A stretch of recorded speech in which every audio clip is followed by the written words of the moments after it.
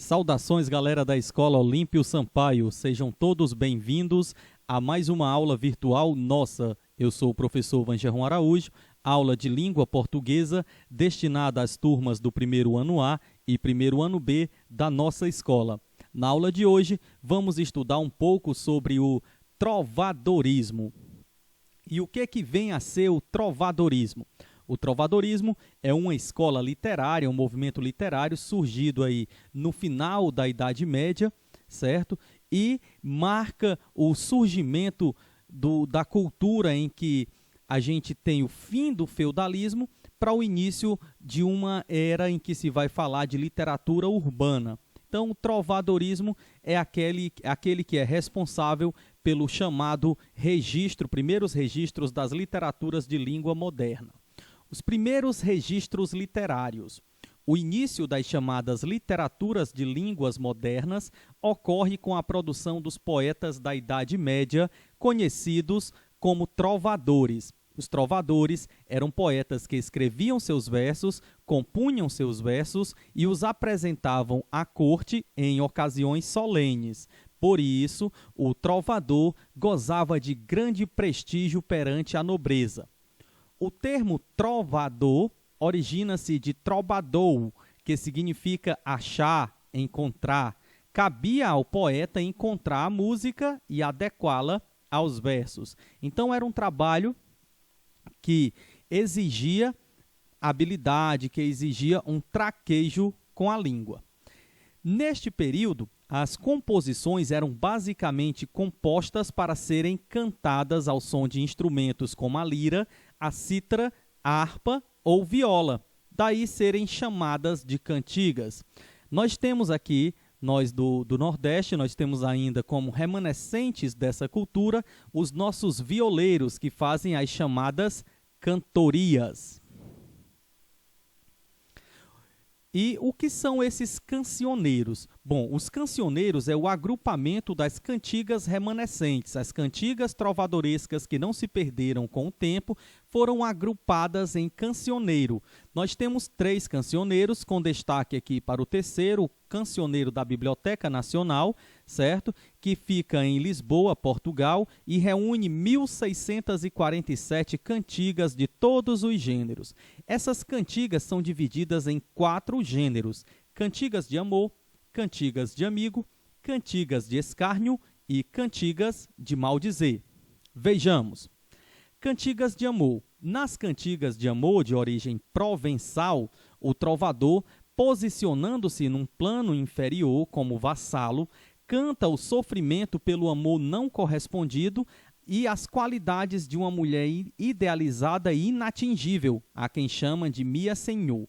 Então você vai ter aqui nas cantigas de amor um homem que se coloca em posição inferior e declara o seu amor a uma dama, declara de forma oculta, ele não a revela quem é, certo? Ele não revela quem é a sua amada e ele é um vassalo, isto é, ele é um servo do seu amor. Essa mulher é idealizada e inatingível, o amor é impossível de acontecer. E aí a gente tem um trechinho aí de uma cantiga de amor. Bom, o segundo tipo de cantiga a ser analisado é a cantiga de amigo, certo? As cantigas de amigo são originárias da Península Ibérica. As cantigas de amigo apresentam um eu lírico feminino. Professor, o que é o eu lírico feminino? O eu lírico é a voz que fala no poema.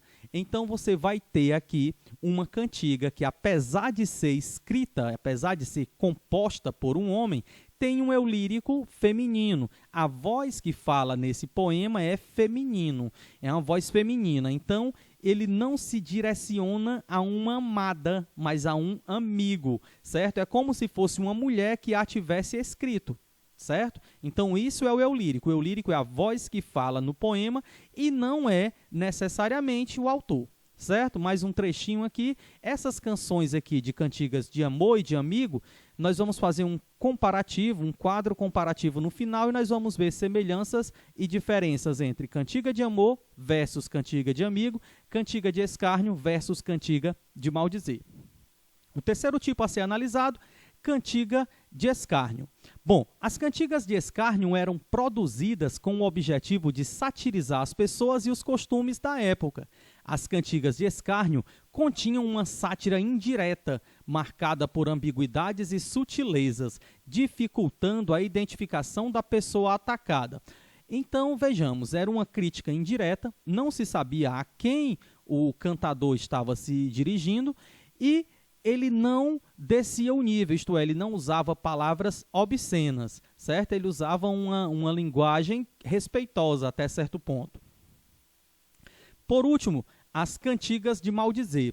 Cantigas de maldizer, elas continham ataques diretos, sem a preocupação de ocultar a identidade da pessoa satirizada, apresentando muitas vezes expressões de baixo nível e obscenidades, certo? E aqui eu apresento para vocês o quadro comparativo conforme prometido.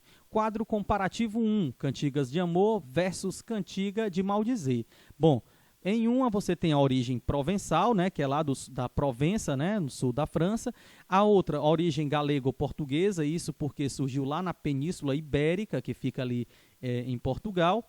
Aí você vai ter em uma cantigas com o eu lírico masculino, na de amor. Na outra, eu lírico feminino. Mais uma vez, o eu lírico é a voz que fala no poema, certo? O objeto desejado na cantiga de amor é a dama, a senhora.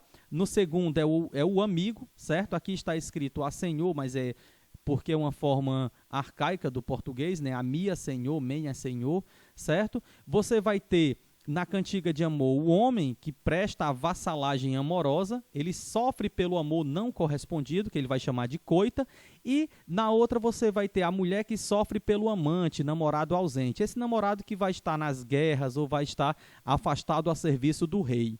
Depois você vai ter aqui mulher idealizada, superior. Na cantiga de amigo, mulher real, mais concreta. Na cantiga de amigo, você vai ter um ambiente palaciano e na outra, um ambiente rural, um ambiente pastoril. No quadro 2, nós temos aqui cantigas de escárnio, ataque indireto. Na cantiga de maldizer, ataque direto. Na cantiga de escárnio, predomínio da ironia e do sarcasmo. Na outra, predomínio de palavras chula, de baixo nível. Na seguinte aqui, na análise seguinte, a gente vai ter crítica a costumes, pessoas e acontecimentos, e aqui são iguais, né? Você vai ter essas mesmas características, as mesmas críticas que são iguais. É a única parte em que elas coincidem. Na seguinte, você vai ter não declaração de nomes, para a cantiga de escárnio, e nas cantigas de maldizer, declaração do nome da pessoa criticada. Bom, galera, por hoje é só, certo? O exercício sobre essa atividade está no nosso livro didático, certo? Vocês vão ler o livro didático e vão resolver as questões 1, 2 e 3 da página 50. Leiam da página 46 até a página 50, certo? E façam as atividades 1, 2 e 3 da página 50. Lembrando que esse assunto a gente já tinha dado uma passada por ele, uma breve passada por ele. Por hoje é só, bons estudos e até a próxima aula.